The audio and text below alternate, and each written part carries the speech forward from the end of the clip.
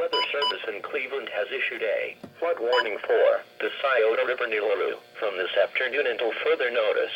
At 11 a.m. Saturday, the stage was 10.2 feet. Moderate flooding is forecast. Flood stage is 11 feet. The river is forecast to rise above flood stage by late this afternoon and rise to near 13.8 feet by Sunday evening.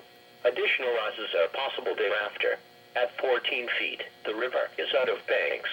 Water inundates the village of LaRue from the northern part of town near Front Street and spreads east over Northern High Street.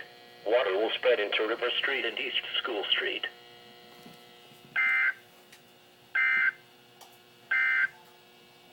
A flood watch remains